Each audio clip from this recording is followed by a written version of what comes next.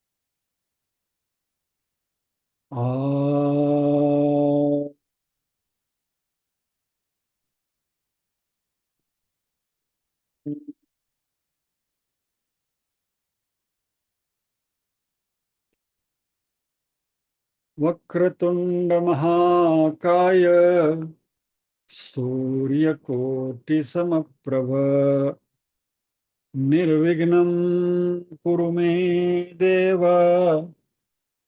सर्वकार्येषु सर्वदा। या कुन्देन्दु तुषारहार धवला या शुभ्रवस्त्राता या वीणा वरदण्डमण्डितकरा या श्वेतपद्मासना या ब्रह्माच्युतशङ्कर प्रभृतिभिः देवैः सदा वन्दिता सा मां पातु सरस्वती भगवती निःशेषजाड्यापहा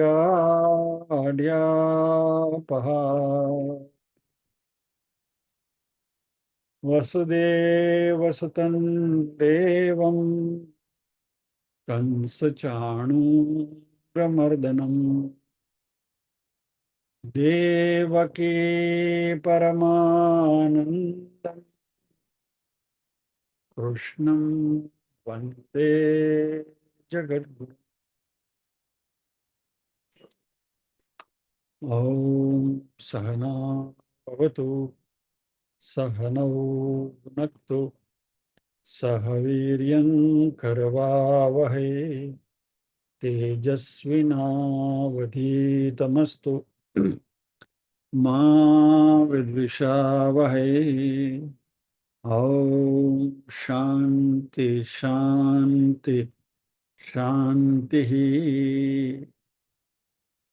यत्र योगेश्वर कृष्णो यत्र पार्थो धनुर्धरः तत्र श्रीर्विजयो भूतिर्ध्रुवा नीतिर्मतिर्मम।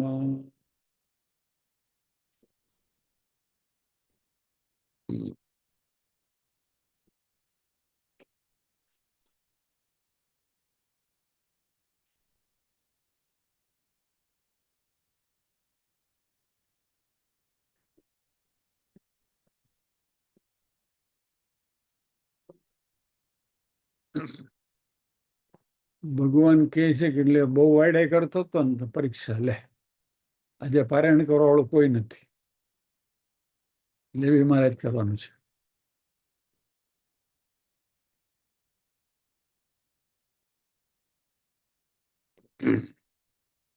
ओम श्री परमात्मने नमः। अथ नवमोऽध्यायः राजविद्या राजगुह्ययोगः। श्रीभगवानुवाच इदं तु ते गुह्यतमं प्रवक्ष्याम्यनसूयवे ज्ञानं विज्ञानसहितं यज्ञात्वा मोक्षसे शुभात्।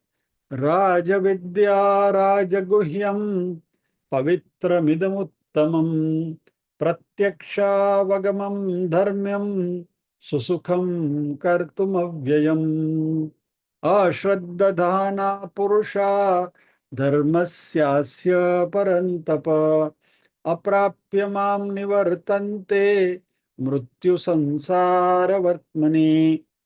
मया ततमिदं सर्वं जगदव्यक्तमूर्तिना मत्स्थानि सर्वभूतानि न चाहं तेष्वस्थितः न च मत्स्थानि भूतानि पश्य मे योगमैश्वरम्।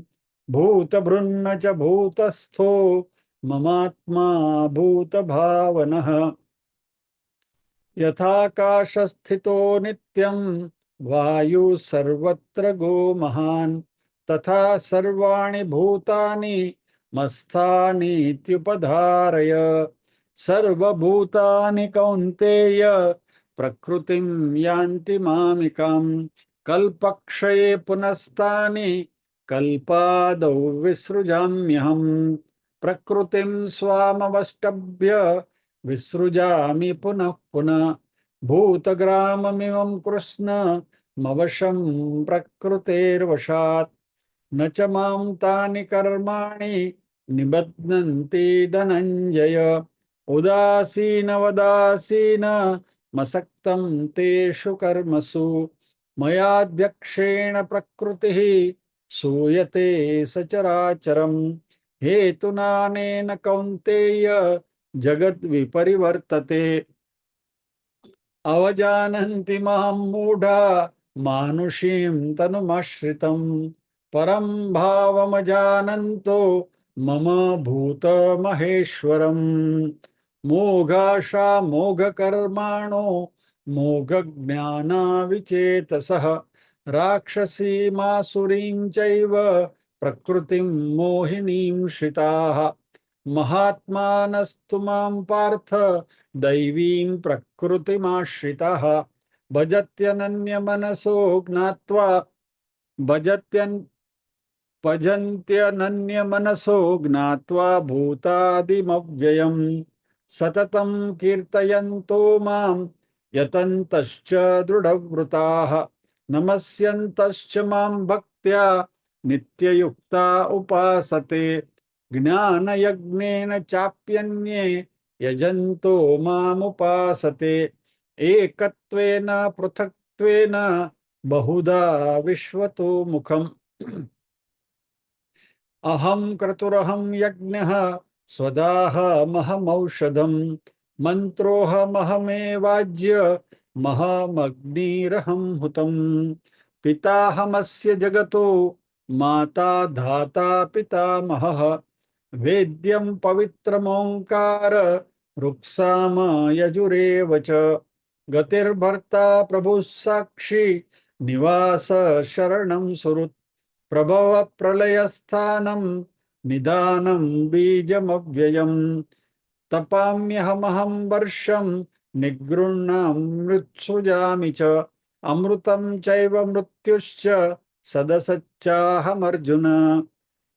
त्रैविद्या मां सोमपापूतपापा यज्ञैरिष्ट्वा स्वर्गतिं प्रार्थयन्ते ते पुण्यमासाद्य सुरेन्द्रलोकमश्नन्ति दिव्यान् दिवि देव भोगान्। ते तं भुक्त्वा स्वर्गलोकं विशालं क्षीणे पुण्ये मर्त्यलोकं विशन्ति। एवं त्रयी धर्ममनुप्रपन्ना गतागतं कामकामा लभन्ते। अनन्याश्चिन्तयन्तो मां ये जनाः पर्युपासते तेषां नित्याभियुक्तानां योगक्षेमं वहाम्यहम्।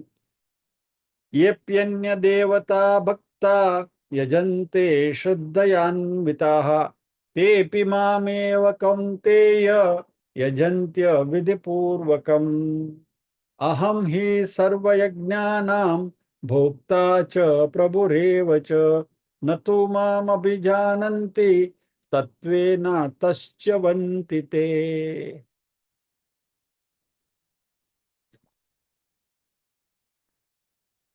23वें श्लोक में भगवान ने कहा, ये प्यन्य देवता भक्ता यजन्ते श्रद्धयान्विताः तेपि माम एव कौन्तेय यजन्ति अविधि पूर्वकम। जो लोग भक्ति से श्रद्धा से अन्य देवताओं का यजन करते हैं वो भी मेरी ही पूजा करते हैं, लेकिन हे अर्जुन वह पूजा वह यजन अविधि पूर्वक की है। और 24वें श्लोक में भगवान ने कहा कि सभी यज्ञों का भोक्ता और उसका अधिष्ठाता मैं ही हूं, लेकिन लोग इसे तत्व से नहीं जानते और इसलिए उनकी वो जो पूजा है वो निष्फल जाती है। और आगे भगवान इसको फर्दर इलेबरेट कर रहे हैं 25वें श्लोक में।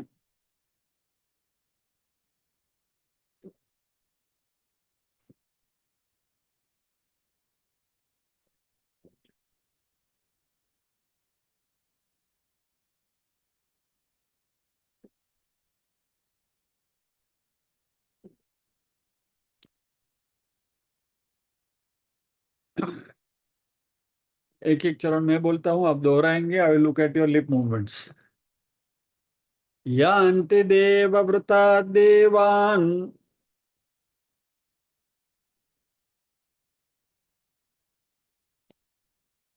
यान्ति देवव्रता देवान्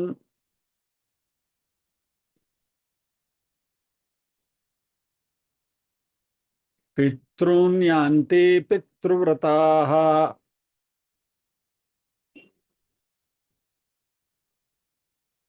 पितॄन् यान्ति पितृव्रताः भूतानि यान्ति भूतेज्या भूतानि यान्ति भूतेज्या यान्ति मद्याजिनोऽपि माम् यान्ति मद्याजिनोऽपि माम्। दो बार। यान्ति देवव्रता देवान् पितॄन् यान्ति पितृव्रताः भूतानि यान्ति भूतेज्या यान्ति मद्याजिनोऽपि माम्। दोबारा। यान्ति देवव्रता देवान् पितॄन् यान्ति पितृव्रताः भूतानि यान्ति भूतेज्या यान्ति मद्याजिनोऽपि माम्। स्ट्रेट मैटर ऑफ फैक्ट श्लोक 1 2 3 खट खट खट। No confusion, no nothing. यान्ति यानी कि प्राप्त होते हैं। देवव्रत यानी कि देवताओं का पूजन करने वाले। देवान यानी देवताओं को।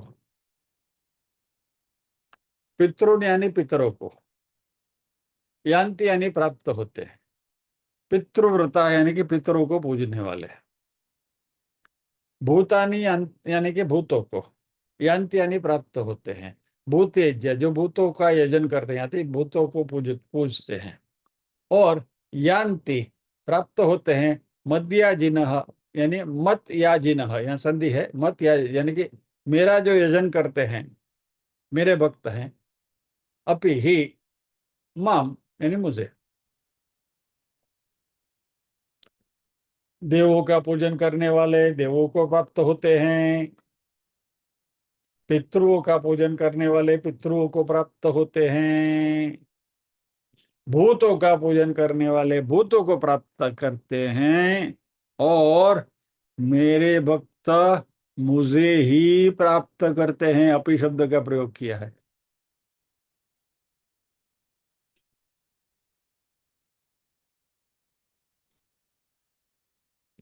बस हलो घरे जे पति की, इसमें कुछ है ही नहीं। एनीवे, चलिए थोड़ी चर्चा करेंगे इसके ऊपर।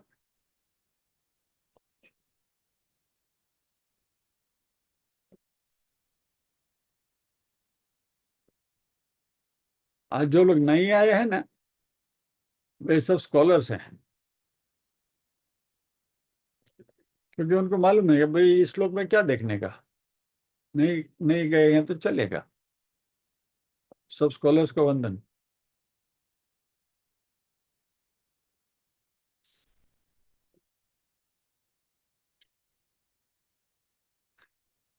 हमने 24वें श्लोक में जाते जाते कहा था कि यदि आपको याद होगा तो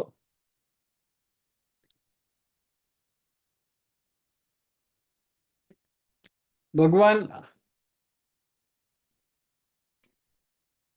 ने जो वस्त्र धारण किया है ना, उसमें 2 जेब हैं, 2 पॉकेट्स। यदि ये आपको याद होगा तो भगवान बोलते हैं कि आप जो मांगोगे वो जेब में से वो निकाल कर मैं आपको दूंगा। भगवान तो देने के लिए बैठे हैं। भगवान का एक हाथ ऐसी जेब में है कि जहां भौतिक समृद्धियां हैं, और दूसरा हाथ दूसरी जेब में है जिसमें मोक्ष है। और भगवान ने कहा कि आप जो मांगोगे वो मैं दूंगा। तो भगवान का जो भौतिक समृद्धि वाले जेब वाला जो हाथ है ना, इट हैज बिन ओवरवर्कड, उसका ज्यादा उपयोग हुआ है तो हाथ थोड़ा दुबला हो गया है। और जिस जेब में मोक्ष है, उस जेब में जो हाथ है वो हाथ पैरालाइज हो गया, क्योंकि उसका उपयोग ही नहीं हुआ। वो अंग्रेजी में कहावत है ना, यूज इट और लूज इट। तो भगवान बोला उसका कोई उपयोग ही नहीं हुआ, तो पैरालाइज हो गया है। शायद आपको एक उदाहरण भी दिया था इस सिलसिले में, जस्ट याद कर लें कि एक ग्वाला था जो दूध बेचता था। उसने बहुत भक्ति करी, भगवान प्रसन्न हो गए। तो दूध वाले से कहा कि मांग मांग क्या चाहिए। अभी वो दूध वाला भी मोक्ष मांग सकता था, लेकिन अल्टीमेटली ग्वाला तो ग्वाला दूध वाला ही है ना। तो उसने भगवान से मांगा कि प्रभु एक दूध का सरोवर बना के दे दो मुझे, ताकि मैं उसमें से दूध ले लेकर मेरे कस्टमर को बेच सकूं। तो ये गाय वगैरह पालने की झंझट नहीं। भगवान बोले तथास्तु। तो एक बड़ा सा सरोवर वहां तैयार हो गया दूध का, और भगवान तथास्तु करके जाने लगे। तो ग्वाले ने वापस से बूम मारी, अरे प्रभु प्रभु एक मिनट, जरा एक मिनट वापस आइए। भगवान बोला अभी क्या है, दूध का सरोवर तो दे दिया। नहीं नहीं, पानी का सरोवर भी दे दो। दूध में पानी डालने की आदत हो गई है ना। भगवान मोक्ष देने के लिए आए हैं, और ये बंदा क्या मांग रहा है, दूध का सरोवर। और उससे भी संतुष्ट नहीं हुआ, वो पुरानी आदत जो पानी डालने की, बोला एक पानी का सरोवर भी दे दो। भगवान बोलते ऐसा लोगों का क्या होता है, च्यवंती ते, उनका पतन ही होता है। क्योंकि भगवान इज एब्सोल्युटली डिसअपॉइंटेड कि जो मांगना है वो नहीं मांगते हैं, और जो क्षणिक चीजें जो है, इटर्नल मोक्ष है वो नहीं चाहिए, जो टेम्पररी है वैसी चीजें ही चाहिए। इस सिलसिले में भगवान अभी आगे बात कर रहे हैं। ओके, तो लोग मोक्ष तो नहीं मांगते हैं। हालांकि सबसे बड़ी हमें सौगात यदि भेंट परमात्मा से मिलनी है, प्रेजेंट मिलनी है, तो मोक्ष है।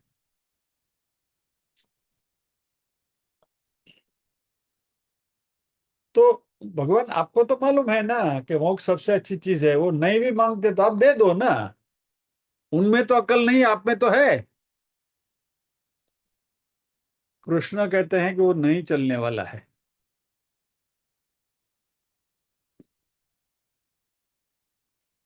2 कारणों की वजह से।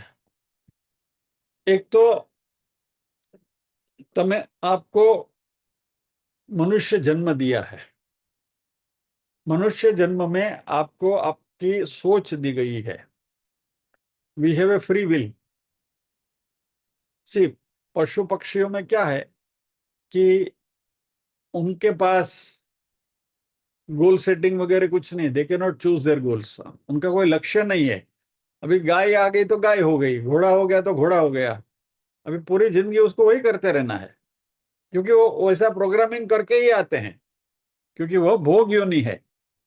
तो जो भी कर्म हमको खपाने हैं वो उस योनि में रहते हुए कर्मों को पूरा करने हैं।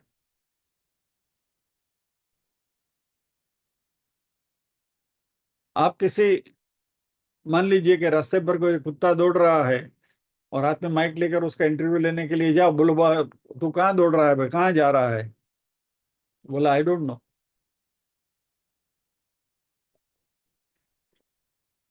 मुझे एक बार ये विचार आया था बहुत समय पहले, शायद ये बात मैंने आपसे करी थी। जब अमेरिका में फर्स्ट टाइम ड्राइविंग लाइसेंस की एप्लीकेशन करने के लिए गया था मैं, तो आरटीओ के ऑफिस में मैं लाइन में खड़ा था। और वहाँ क्या था कि नियम के सुबह जल्दी आपको पहुंच जाना है 8 बजे, and you have to stand in the queue. और फिर वो उसका जो ऑफिसर आता है, क्यू में एक के बाद एक को लेते हैं। तो लाइन में मैं खड़ा खड़ा देख रहा था इधर उधर। तो वहाँ जो बिल्डिंग थी, वो बिल्डिंग के ऊपर की छत पर एक बिल्ली टहल रही थी, यहाँ से वहां से वहां, यहाँ से वहां, वहां से वहां, यहाँ से वहां, वहां से वहां। तभी ये विचार मेरे मन में आया था कि गलती से ऐसा कोई अवतार मिल गया तो, एक जन्म मान लो कि बिल्ली का मिल गया, क्या करोगे? सोचो, जस्ट थिंक ऑफ इट। एक जन्म चूहा का मिल गया, एक जन्म घोड़े का मिल गया, एक जन्म गाय का मिल गया, एक जन्म गधे का मिल गया, एक जन्म कौवे का मिल गया, पोपट का मिल गया, क्या करोगे? थिंक। ये जब भी सोचेंगे ना, तो हमें पता चलेगा कि ये मनुष्य जन्म परमात्मा ने हमें दिया है। बराबर, विवेक चूड़ामणि में देखा ना हमने, जंतु नाम नर जन्मम दुर्लभम। बराबर, बहुत बहुत कई जन्मों के फेरे चक्कर लगाने के बाद ये मनुष्य जन्म मिलता है। और ये मनुष्य जन्म में भी हम क्या करते हैं? हमारे पास फ्री विल भगवान ने दी है। हम हमारा लक्ष्य भी हमें मालूम है कि मोक्ष प्राप्ति करनी चाहिए। क्या भगवान, हमारे वो ये होता है ना करियर गाइडेंस वाले, जो कॉलेज में हम जाते हैं, तो उनका एक मेंटर रहता है, और मेंटर के पास स्टूडेंट जाते हैं। तो सभी वो मेंटर उनको बताते हैं कि भाई तुम्हारे पास ये ऑप्शंस हैं, कि भाई तुम्हारे इतने मार्क्स हैं, तुम साइंस में होशियार हो, तुम आर्ट्स में होशियार हो, तुम कॉमर्स में होशियार हो, तो तुम्हारे लिए ये एवेन्यूज ओपन है, ये ओपन एवेन्यूज ओपन है। वैसे भगवान भी हमें बता के रखते हो, तुम्हारे पास ये सारी चीजें, अभी यू हैव टू चूज। और उनमें से मोक्ष is one of the choice.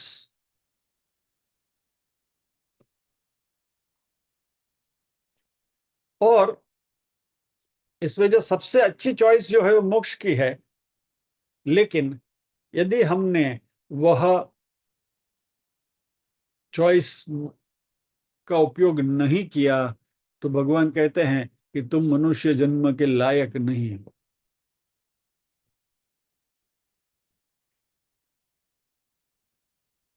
तो इनडायरेक्टली हम भगवान से कहते हैं कि प्रभु, मनुष्य जन्म में तो हम आ गए, शायद गलती से आ गए हैं, कोई दूसरा अवतार घोड़े गधे का दे दो, वांदा नहीं, एक एक तरह काट लेंगे।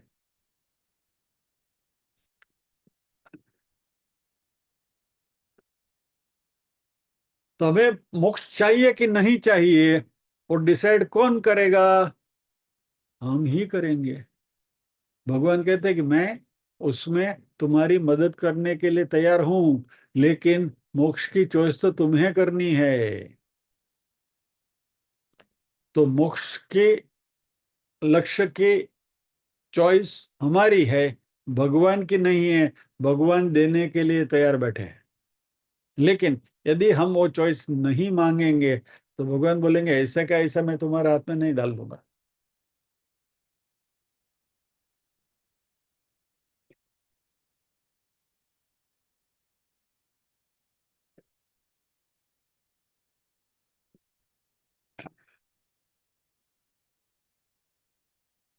और मान लो कि भगवान ने जबरदस्ती आपके हाथ में मोक्ष पकड़ा दिया, नहीं नहीं नहीं, ले लो मोक्ष ले लो, ये सब क्या मांग रहे हो, गधे हो क्या, कल नहीं है, ले लो मोक्ष ले लो। लेकिन हमें इसमें इंटरेस्ट नहीं है। इसकी चर्चा हम आगे कर चुके हैं कि मेरा ये काम बाकी है, वो बाकी है, बेटे की शादी, बेटा की शादी, फला ढिकना पुछड़ा, बहुत कुछ चीजें हैं। और यदि कोई आपको कुछ दे रहा है लेकिन आप लेने को तैयार नहीं है तो क्या होगा? ये परीक्षा हमने कल ही कर ली, कल की क्लास में मैंने एक प्रपोजल रखी थी। कल शुक्रवार को हम पारायण करते हैं ना, तो पारायण करने के बाद जब ये हमारा भगवत गीता का क्लास शुरू हुआ, तब ये प्रपोजल मैंने रखी थी कि भाई हम दूसरे अध्याय सांख्य योग का पारायण कर रहे हैं, और वो अध्याय इतना इतना अच्छा है, इतना गहरा और इतना अच्छा है कि दोबारा उसको करने का मन हो रहा है। तो मैंने क्लास में पूछा था कि यदि हम सांख्य योग दोबारा करने का प्लान करें, और क्योंकि गुरु शुक्र शनि तो हमारे बुक हो गए हैं, तो इतवार के दिन हम एक क्लास कर सकते हैं।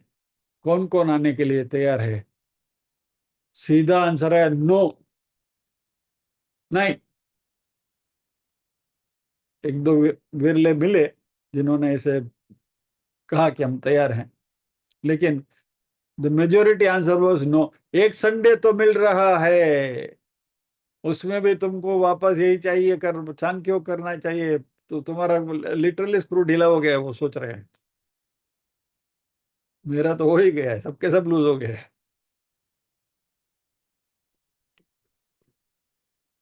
तभी एक सवाल मैंने पूछा था, रादर एक बात कही थी, कल ही की बात है ये।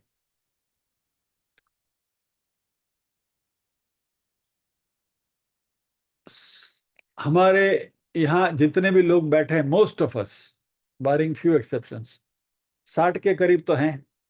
षष्ठी पूर्ति करीब करीब सबकी हो चुकी है, बराबर।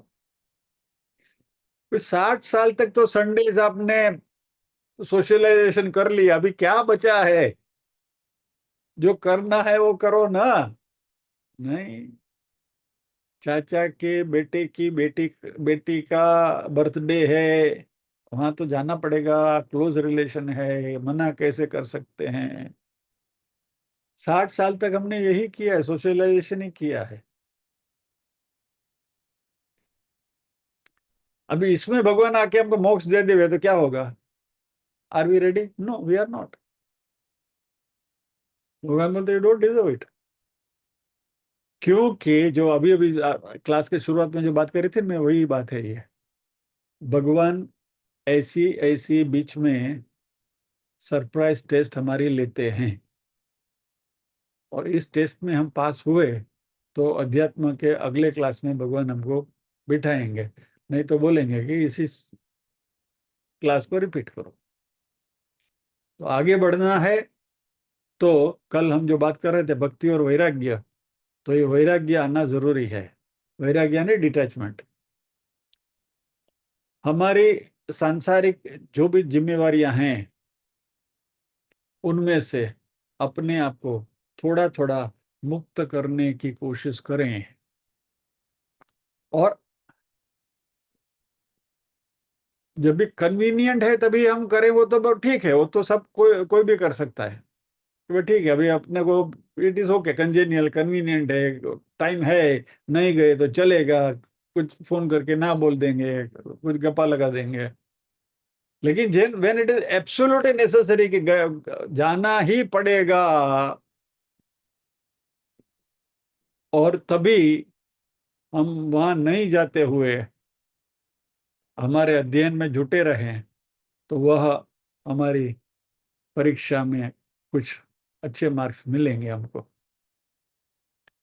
अब अच्छा, अभी ये होशियारी मैं कर रहा हूँ, लेकिन ऐसी परिस्थितियां मेरे साथ भी आती हैं, और क्लासेस भी इसकी वजह से अनध्ययन भी हुआ है। लेकिन मेरे केस में शायद, ये मैं कहता अपनी बात करता हूँ, आपका पता नहीं मुझे, at least I have a feeling of great deep guilt with in कि क्लास कैंसिल किया है, अनाध्याय किया है, बट ये नहीं करना चाहिए था, नहीं करते थे तो अच्छा था। ये भाव मन में कॉन्स्टेंटली वो नो गिल्ट बनी रहती है। एनीवे, छोड़िए। तो भगवान यदि हमको मोक्ष देना भी चाहे, भगवान से कहेंगे भाई अभी तो नहीं, आई एम रेडी फॉर मोक्ष बट नॉट नाउ। अभी ये बेटे की शादी है, अभी दिसंबर में ही है, फिर बाद में कोई अच्छा मुहूर्त नहीं है, शादी हो जाने दो, फिर बाद में आप आना, मैं आऊंगी आपके साथ। भगवान बोलेगा ठीक है, बैठो, ठहरो, रुको, करते रहो। सो भगवान कहते हैं कि तुम्हें जो चाहिए वह तुम्हारी ख्वाहिश, तुम्हारी इच्छा पूरी करने के लिए, तुम्हारी मदद करने के लिए मैं तैयार हूं। और कहते हैं देवव्रता देवान्यांति, जो देवों का यजन करते हैं उनको देवलोक प्राप्त होगा।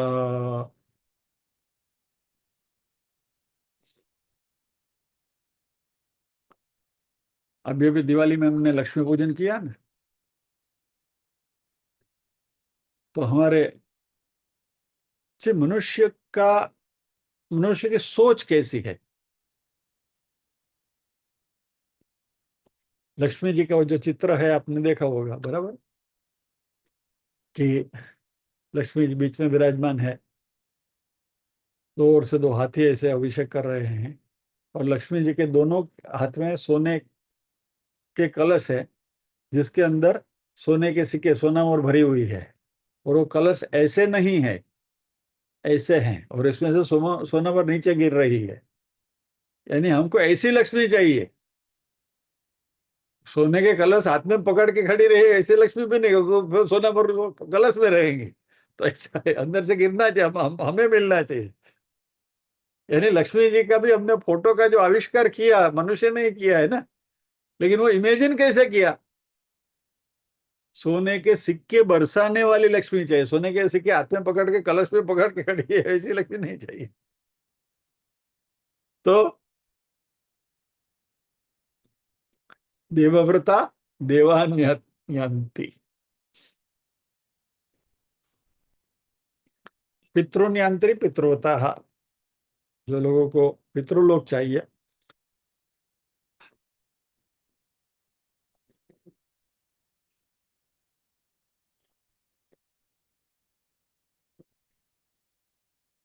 भूतान्यांति भूतवर्ता।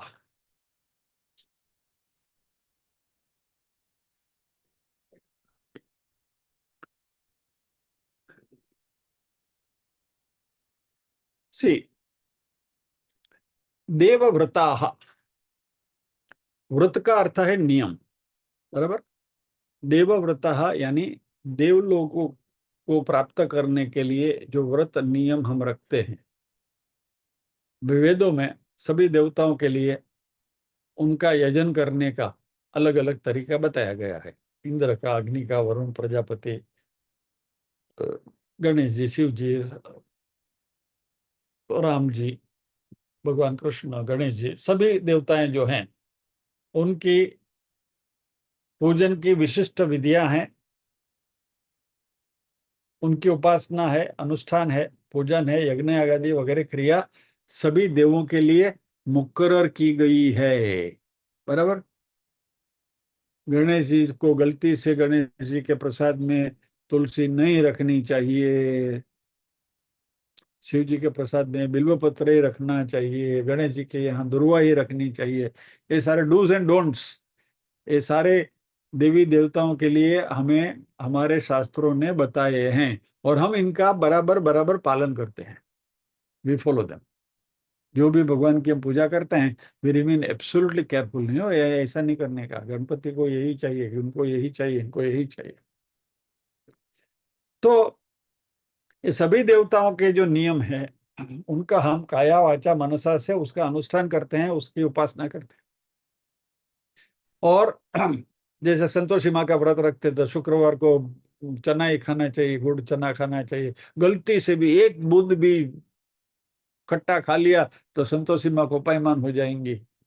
कितना ध्यान रखते हैं हम। बराबर। देवव्रता सभी नियमों का पालन करते हैं। और ये सारे उपासक जो है ना, वो जीवन भर श्रद्धा से निष्ठा से देवों की उपासना करते हैं। और ये जो देवों की उपासना करने वाले जो हैं, वह उनमें सत्व गुण की सत्व गुण का ज्यादा प्रभाव होता है। सात्विक लोग होते हैं तो उनकी जो बुद्धि है वो सभी वो देवताओं के रूप, देवताओं का जो रूप है, उसका जो ये कैरेक्टर्स है, उसके साथ हम तल्लीन हो जाते हैं, तद्रूप हो जाते हैं। राधर मूर्ति पूजा का रहस्य ही वही है। तो वो देवता की उपासना करते हुए उस संस्कार हमारे दृढ़ बनते हैं। और जब भी शरीर छूटता है तो हम उस विशिष्ट देवता के लोक को प्राप्त करते हैं। तो शिव भक्त है वो शिवलोक में यानी कि कैलाश में जाएगा, विष्णु भक्त विष्णु लोक में जाएगा, वगैरह वगैरह। श्रद्धामयो यम पुरुष यो यत श्रद्धा स एव सह। प्रत्येक मनुष्य श्रद्धावान होता है। जैसी जिसकी श्रद्धा, उसी प्रकार का नियम का अनुसरण करके उपासना करते हुए वह रिस्पेक्टिव देवलोक को प्राप्त होता है। देवान यान्ति देवव्रता।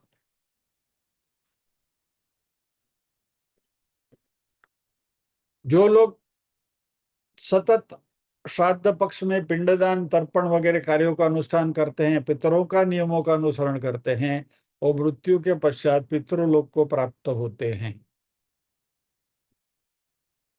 और भूतेज्य जो लोग अघोरी विद्या के लिए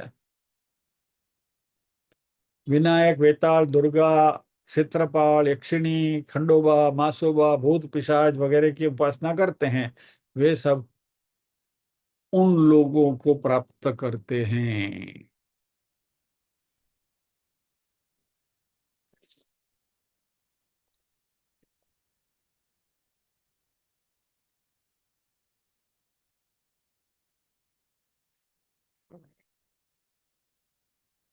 अभी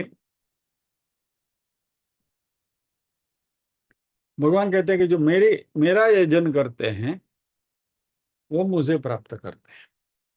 और मेरा यजन करके मुझे प्राप्त करने वाले का पुनर्जन्म नहीं होता। बाकी हम आगे देख चुके हैं कि ब्रह्मलोक में भी हम चले गए, सबसे ऊपरी लोक जो है ब्रह्मलोक, वहां से भी हमको वापस आना पड़ता है। और अभी अभी हमने देखा क्षीण पुण्य मर्त्य लोका विशंति, दो श्लोक के पहले श्लोक में आ गया था ना कि पुण्य का क्षय होता है तो हमें मृत्यु लोक में वापस टपकना ही पड़ता है। अभी जरा मजा देखिए, खेल देखिए। ये सारे विधि विधान में आपको प्रयत्न तो करना पड़ता है। बराबर। किसी भी देवता को आप यजन करो तो उनकी विधि विधा से उनका सब नियम वगैरह का पालन करना पड़ता है।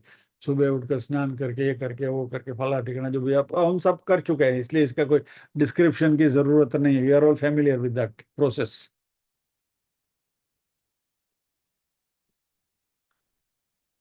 और भगवान कह कर गए हैं कि सभी देवों की जो उपासनाएं आप करते हैं वो अंततः मुझे ही आकर मिलती हैं। लेकिन उपासना करने वाले को पता नहीं है कि वो इनडायरेक्टली परब्रह्म की उपासना कर रहे हैं, ब्रह्म की उपासना कर रहे हैं। और जब तक ये उपासना करने में एक क्लैरिटी नहीं आती, तब तक आप वो देव की उपासना करते हैं। और जिस दिन वो क्लैरिटी आ जाएगी कि इनके द्वारा भी मैं परब्रह्म की उपासना कर रहा हूं या कर रही हूं, तो बात का डायमेंशन अलग ही हो जाता है। तो इसमें क्या होता है अंतःकरण की शुद्धि होती है, लेकिन ये जो अज्ञान है वो अज्ञान मिटता नहीं।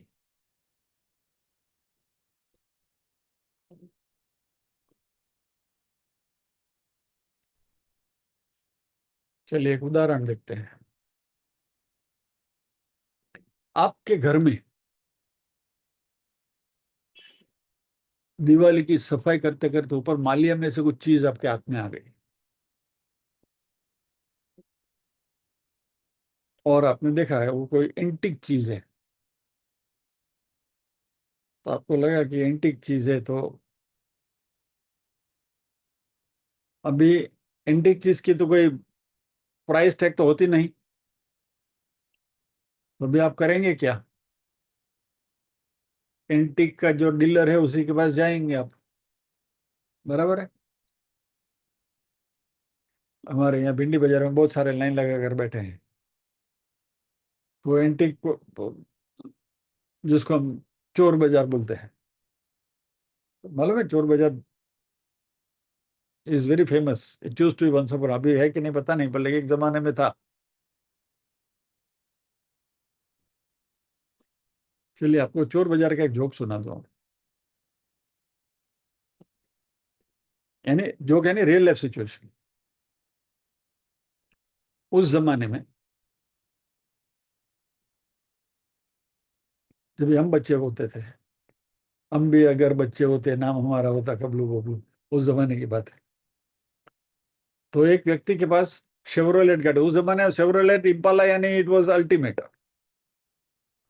तो एक भाई साहब के पास इम्पाला गाड़ी थी, और वो इम्पाला गाड़ी की एक व्हील कैप कहीं गिर गई थी, तो खाली 3 टायर में व्हील कैप थी, चौथे टायर में व्हील कैप नहीं थी। तो अभी इम्पाला गाड़ी का तो सामान कहाँ मिलेगा, तो वो बोला चलो चोर बाजार में जाके ढूंढते, वहां जाके लेकर आएंगे।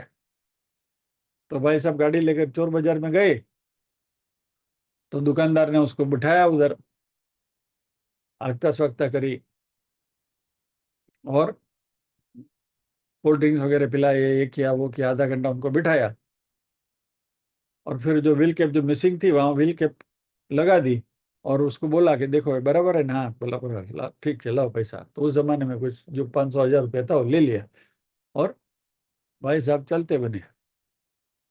घर जाके देखते हैं तो एंटीक वाले ने क्या किया, पीछे के टायर की, उसकी गाड़ी की जो व्हील कैप थी आगे के टायर में लगा दी, पैसे ले लिए।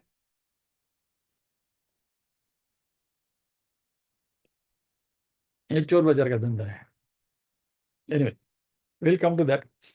तो कहने का तात्पर्य क्या है कि आप एंटीक में जाते हैं, एंटीक बाजार में जाते हैं, आपको पता नहीं है कि आपके पास जो चीज है उसकी कीमत क्या है। उसने आपको मान लीजिए कि 10,000 रुपये दे दिए, और आप हंसी खुशी लेकर चले गए, अरे वाह 10,000 रुपये मिले, ऐसे घर में मालिया में पड़े थे, 10,000 तो आए। फिर पता चला कि अरे बाप रे, ये तो आप 10 लाख की चीज 10,000 में बेच कर आए। क्या? यानी आपने एंटीक डीलर ढूंढने की जद्दोजहद की, बराबर, इसको पूछा उसको पूछा, यहाँ गए वहां गए, 10 दुकान फिरे, मेहनत आपने करी, लेकिन अल्टीमेटली आप आपकी बहुमूल्य चीज को सस्ते में बेचकर आई।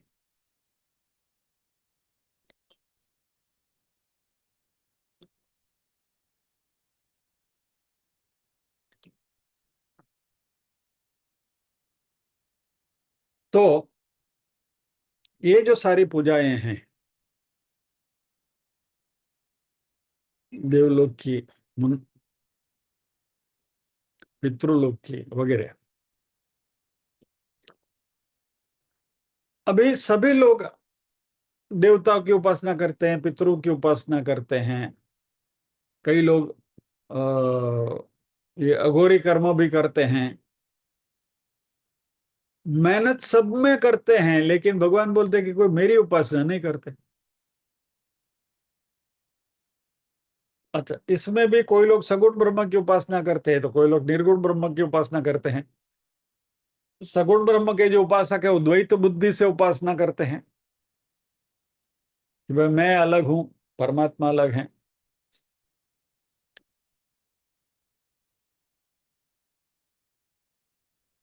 और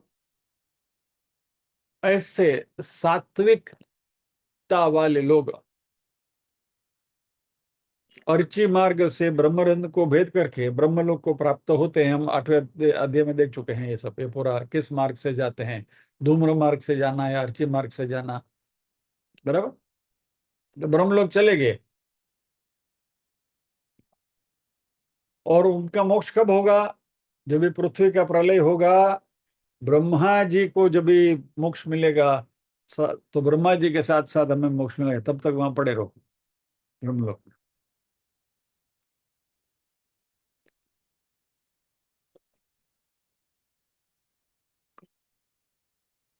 लेकिन ये अभी हमारे लिए है।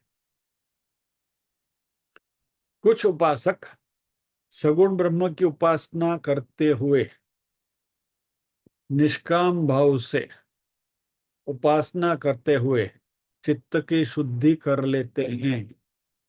और हमारे में जब भी दैवी गुण संपत्ति का चित्त शुद्धि की वजह से उत्कर्ष होता है, तब आइए तत्वबोध में, आइए विवेक चूड़ामणि में, विवेक वैराग्य आदि साधन चतुष्टय में प्राप्त होता है।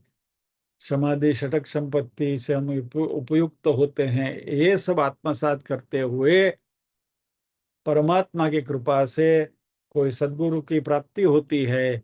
और भगवान का जो पारमार्थिक स्वरूप है उसका श्रवण मनन और निधि ध्यासन करते हुए एकात्म भाव से भगवान का चिंतन करते हैं। और संसार हमें किस लिए मिला, ये जो अज्ञान हमारा है कि देह मैं हूं, ये जो अज्ञान हमने पाला है, उस अज्ञान से जब भी हमारी मुक्ति मिल जाएगी, तभी हमें सदेह मुक्ति मिलेगी। और तो ये देवों की उपासना करने वाले की बात हो गई। तो सत्वगुणी लोग जो हैं वो देवों की उपासना करते हैं। रजोगुणी लोग जो हैं वह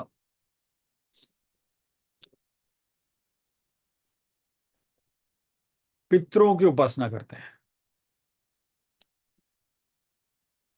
पितरों की उपासना यानी हम कोई श्राद्ध तर्पण रोज नहीं करते हैं, लेकिन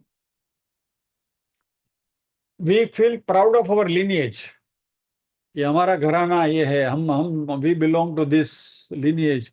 हम हमारे पुरखे ऐसे थे, हमारा तो ये था, हमारा तो वो था, हम ये थे वगैरह वगैरह। ये पितरों की उपासना है। तो ये रजोगुण है, because ultimately what are you worshipping? भौतिकता को ही आप कर रहे हैं। भाई हमारी इतनी जाओ जाली, हमारा इतना बड़ा बंगला, हमारा इतना ये, हमारा वो, हमारा वो, हमारा वो, पितरों का जो स्मरण करते हैं हम, तो ये रजोगुण ही है। और तीसरा प्रकार जो है वो तमोगुण है। वो डाकिनी शाकिनी यक्ष ये सब भूत पिशाच सबकी स्मशान, काली चौदस के दिन जाके स्मशान में उपासना करते हैं क्या। फिर वो बहुत प्रकार के उपाय करते हैं, और उसकी चर्चा हम नहीं करेंगे। तो वो सब तमोगुणी लोग हैं।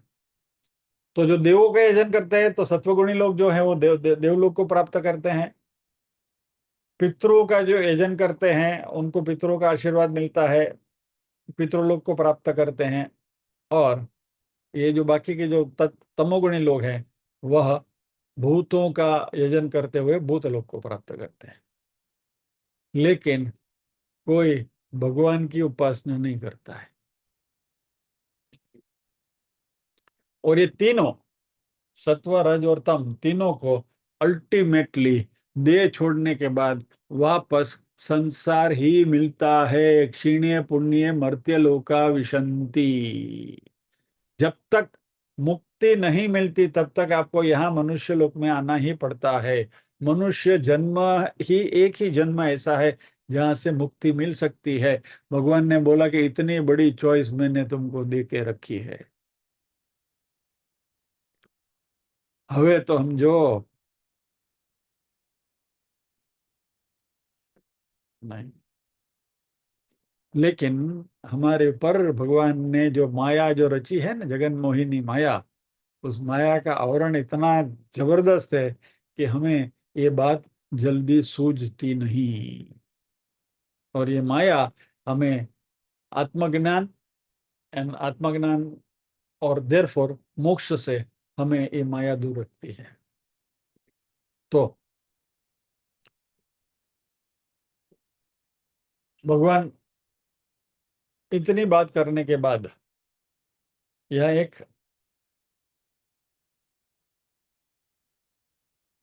भूमिका बनाई कि जरा सोचिए, ये सब करने में आपको कितना परिश्रम उठाना पड़ता है। बराबर, आप कोई भी एक व्रत लेकर देखिए न, चलो ना कि भाई આપણે શનિવારનું વ્રત લઈ લીધું, હું શનિવાર કરીશ,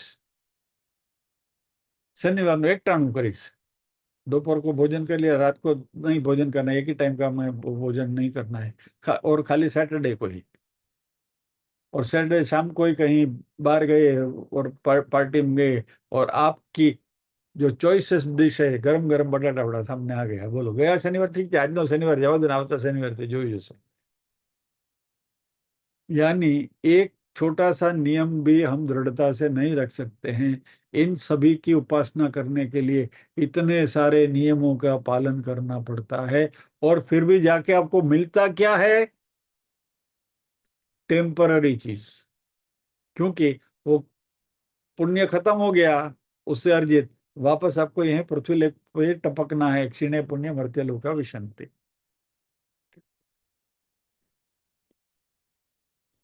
भगवान कहते हैं कि मुझे प्राप्त करने के लिए इतने सारे विधि विधान आपको नहीं करने पड़ेंगे, if you really want me. अच्छा, इतना सारा इन लोगों के पीछे हम इतना करते हैं, और भगवान को प्राप्त करने के लिए इतना कुछ नहीं करना पड़ेगा, सरलता से भगवान प्राप्त हो तो हम करेंगे डेफिनेटली। चलो मारो गोली, शनिवार को एक टाउन पर मत करूं, कोई व्रत भी नहीं, एकादशी नहीं, ये नहीं, कुछ नहीं, भगवान साफ सीधा मिल बोला। हाँ, कैसे मिलते हैं? अगले शनिवार को आना। भगवान बोलेंगे मैं ऐसे मिलता हूं। चलिए, तो आज यहाँ विराम लेते हैं।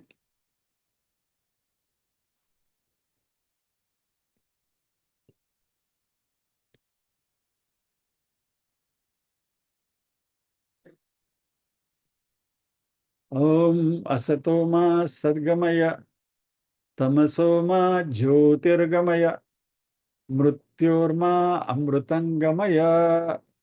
सर्वेषां स्वस्तिर्भवतु, सर्वेषां शान्तिर्भवतु, सर्वेषां मंगलं भवतु, सर्वेषां पूर्णं भवतु। लोका समस्ताः सुखिनो भवन्तु, लोका समस्ताः सुखिनो भवन्तु।